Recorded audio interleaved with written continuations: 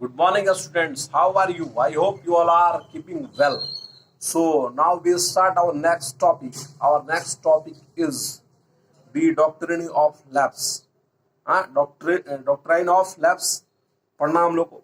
इसका मतलब होता है विलय नीति। डॉक्ट्रिन ऑफ लैप्स का मतलब विलय नीति, किस प्रकार से किसी राज्य को अपने अंदर हम लोग मिला ले और किस प्रकार उसके ऊपर हम कैप्चर कर ले, किस प्रकार उसको हम एनेक्स कर ले। इसके लिए कुछ इस प्रकार के उन्होंने सिस्टम जो है इजाद कर लिए थे ताकि बहुत से राज्यों को अपने अंदर में शामिल कर लिया जाए। और उसका एक नया फॉर्मूला तय किया था उस समय के गवर्नर जनरल लॉर्ड डलहौजी ने। Okay, in the period of 1848 to 1856, in that time governor general of मतलब उस समय इंडिया गवर्नर जनरल उस समय वही ब्रिटिश कंपनी के लॉर्ड डलहौजी थे। उन्होंने नए नीति का सूत्रपात किया, नया नीति उन्होंने लाया डॉक्ट्राइन ऑफ लैप्स का। अब देखिए, the final wave of annexations occurred under Lord Dalhousie, who was the governor general from 1848 to 1856। अब ये राज्य को एनेक्सेशन किया जा रहा है, कोई पारामाउंटेसी वाला सिस्टम ला रहा है, कोई सब्सिडरी अलायंस का सिस्टम ला रहा है। ठीक है, ये तमाम तरीके से जो लॉर्ड वेल्जनी ने लाया सब्सिडरी अलायंस, उसमें सहायक संधि के द्वारा आपका देखा आपने किस तरह किया, हमारा सब्सिडरी फोर्स रखो, उसका पेमेंट करो, पेमेंट करने में अगर आप कैपेबल नहीं हो, पेमेंट नहीं चुका पाते हो, तो आपके स्टेट को हमारे अंदर शामिल कर लिया जाएगा। पारामाउंटेसी में भी आपका वही है, अपने आप को श्रेष्ठ दिखाने की नीति, हमको किसी के ऊपर एनेक्स करने का, किसी को कैप्चर करने का हमारा आपका एक यूनिवर्सल राइट बना हुआ है। यह आपका हेस्टिंग्स के द्वारा लाया गया। लास्टली आप एक लास्ट वेव जो आपको दिखता है, जो टेरिटरीज इंडिया के अंदर में कंप्लीट करने का इन्होंने कोशिश किया था, वो था आपका डॉक्ट्राइन ऑफ लैप्स का। वो आपका नीति जो लाया गया वो लॉर्ड डलहौजी के द्वारा लाया गया और ये लास्ट वेव था। इसके बाद फिर इस प्रकार के पॉलिसीज पे है उन्होंने विराम किया। आखिर इसका कारण क्या रहा कि इसके बाद ये लास्ट पॉलिसी साबित हुआ, ये हम लोग 1857 का जो रिवोल्ट पढ़ेंगे तो हम लोग को मालूम चलेगा। बट उसके पहले हम लोग देखते हैं 1848 टू 1856 के अंदर में लॉर्ड डलहौजी के द्वारा क्या और किस प्रकार किया गया, वो पॉलिसी किस प्रकार की थी और उसका प्रभाव क्या था, और उस प्रभाव के कारण कौन कौन से स्टेट जो है वो एनेक्स किए गए और एनेक्सेशन का शिकार हुए। Okay, so the final wave of annexations occurred under Lord Dalhousie, who was the governor general from 1848 to 1856. He devised a policy that came to be known as the doctrine of lapse.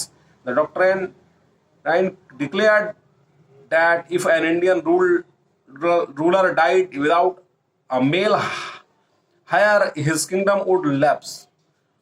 इसमें उसमें ऐसा नियम लगा था कि कोई भी अगर भारत का राजा जो है, किंग जो है, अगर उसका अपना पुरुष उत्तराधिकारी पैदा नहीं होता, मतलब उसकी अपनी औलाद अगर पैदा नहीं होती है, अपनी औलाद मतलब संतान नहीं होती है किसी राज्य के राजा का, तो उसका जो राज्य है वो आपका स्वतः ही जो है वो ब्रिटिश हुकूमत के अंदर में, ब्रिटिश ईस्ट इंडिया कंपनी के अंदर में वो शामिल हो जाएगा। मतलब उसके लिए उसका अपना औलाद होना चाहिए किसी भी राजा का। अगर राजा का अपना औलाद नहीं है तो उस राज्य को ब्रिटिश ईस्ट इंडिया कंपनी के अंदर में शामिल होने का है। ठीक है, ऐसा ये नियम बना दिया। ये बताइए कौन सा नियम है? ये गलत नियम है। So that is become part of company territory, और ये वो जो हिस्सा है वो राज्य जो है वो कंपनी का हो जाएगा, कंपनी के अंदर वो शामिल हो जाएगा। अगर किसी राजा का अपना स्वयं का औलाद नहीं है तो उसको शामिल कर दिया जाएगा।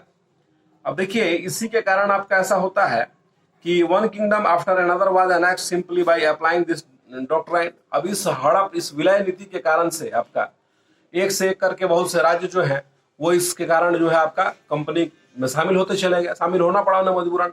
एग्जाम्पल में सतारा 1848, संभलपुर 1850, उदयपुर 1852, नागपुर 1853 एंड झांसी 1854। झांसी को भी आप देख रहे हैं, जो रानी झांसी की रानी थी, उन्होंने जो ये पॉपुलर जो रिवोल्ट हुआ था 1857, आखिर उसमें उन्होंने क्यों शामिल किया था? क्योंकि उनके भी राज्य को विलय कर लिया गया था, उनके भी राज्य को अपने में हड़प लिया गया था लॉर्ड डलहौजी के द्वारा। तब जाकर के उस वीरांगना ने तलवार उठाया और अंग्रेजों को दांत खट्टे किए। तो उनके भी जो हस्बैंड थे, उनका अपना औलाद नहीं था उनका, उन्होंने एक गोद लिया था दूसरे के बच्चे को, भाई यही उत्तराधिकारी हमारा रहेगा। मगर उसको माना नहीं गया अंग्रेजों के द्वारा और उनके राज्यों को भी हड़प लिया गया।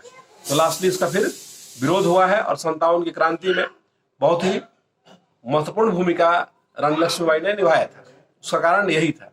ठीक है, अब देखिए finally in 1856 the company also took over Awadh. This time the British had an added argument. अब उन्होंने क्या किया 1856 के अंदर में भी टेक्नोलॉजी ने क्या किया कि अवध को अपने अंदर शामिल कर लिया। अवध प्रांत, हाँ, जो वर्तमान इलाहाबाद, लखनऊ, ये तमाम जो यूपी का इलाका है वो अवध मतलब आपका रियासत के रूप में आता था, अवध राज्य के रूप में, उसको भी शामिल कर लिया गया ब्रिटिश ईस्ट इंडिया कंपनी के द्वारा। और उसके लिए क्या आर्गुमेंट्स किया गया, क्या उन्होंने बात रखा, ये जानने योग्य है। उन्होंने क्या कहा, उन्होंने कहा कि they said they were obliged by duty, बोलो हम लोग कर्तव्य से बंधे हुए हैं to take over Awadh in order to free the people from the misgovernment of the nawab. उन्होंने कहा कि जो नवाब हैं उनका शासन अच्छा नहीं है, वो कुशासन कर रहे हैं, मिसगवर्नमेंट कर रहे हैं। उन्होंने अवध के नवाब के ऊपर में मिसगवर्नमेंट करने का आरोप लगाया, एलिगेशन लगाया। They put the allegation on the nawab of मिसगवर्नमेंट।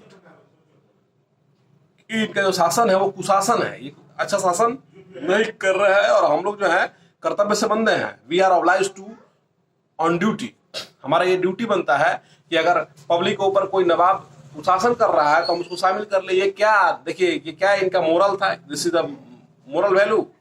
किसी प्रकार का कोई इनका नैतिक मूल्य नहीं था और झूठा आरोप लगाकर उन्होंने अवध को अपने अंदर में एनेक्स करने का काम जो है उन्होंने किया है।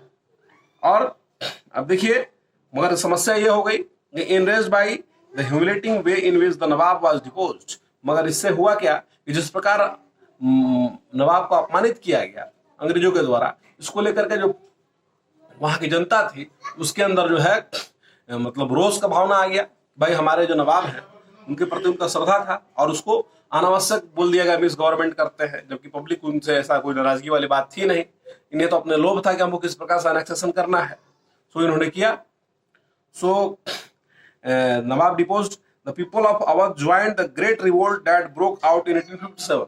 तो आप देख रहे हैं कि जो ग्रेट रिवोल्ट होता है, जो एक बहुत प्रमुख विद्रोह होता है 1857 का, 1857 की जो क्रांति है होती है, उसमें आपका जो अवध के लोग हैं उन्होंने बढ़ चढ़ कर हिस्सा लिया, और अंग्रेजों का बहुत भारी विरोध किया गया। ठीक है, तो हम लोग ये देख रहे हैं अलग अलग टाइप के आपके जो पॉलिसीज है वो एनेक्सेशन का, भारत के राज्यों को अपने में मिलाने का अंग्रेजों के द्वारा लाया गया था। और ये तमाम पॉलिसीज हम लोग पढ़ लिए हैं, अब आगे जो हम लोग पढ़ेंगे। तब तक के लिए थैंक यू।